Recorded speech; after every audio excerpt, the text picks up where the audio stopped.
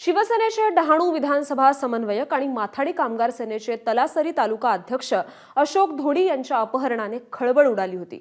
त्यांची कार गुजरातच्या भिलाडमधील बंद दगडखाण्यातील तलावात आढळली।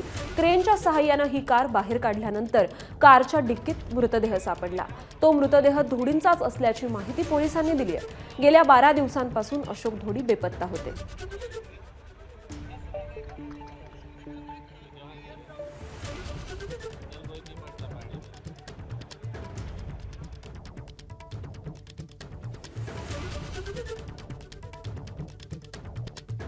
तर या संदर्भात अधिकचे अपडेट्स येत आहेत। आपले प्रतिनिधी संतोष पाटील।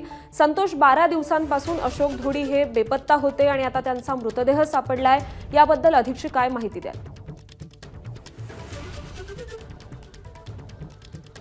नक्कीच 12 दिवसापासून अपहरण झालेले शिवसेनेच्या शिंदे गटाचे डहाणू विधानसभा संघटक अशोक धोडी यांचा मृतदेह काल गुजरातमधील भिलाडच्या सारीगाम येथील मालाफलिया येथे बंद पडलेल्या एका खदानीमध्ये त्यांच्या ब्रिजा गाडीसह मिळून आला। एकूणच पाहायला गेलं तर 20 तारखेला ते बेपत्ता झाले होते, त्यांचं अपहरण झालं होतं। त्याच्यानंतर पोलिसांनी 5 जणांना ताब्यात घेतलं होतं। मात्र हे 5 जण ताब्यात असताना जो अशोक धोडी यांचा भाऊ आहे अविनाश धोडी, हा अंधाराचा फायदा घेत पोलीस चौकीमधून पसार झाला। त्यानंतर 4 जणांना पोलिसांनी अटक केली। अटक केल्यानंतर त्यांच्याकडून जी माहिती मिळवली त्याच्या आधाराने पोलिसांनी ह्या प्रकरणाचा छडा लावायला सुरुवात केली। काही CCTV फुटेज पोलिसांच्या हाती लागले।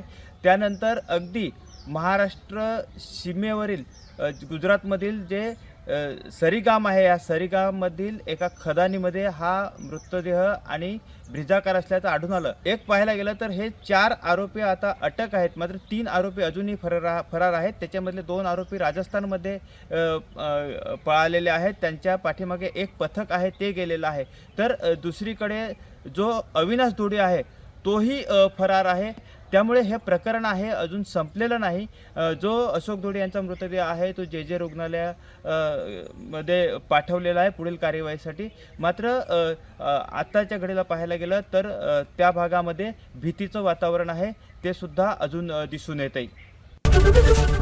ABP माझा, उघडा डोळे बघा नीट।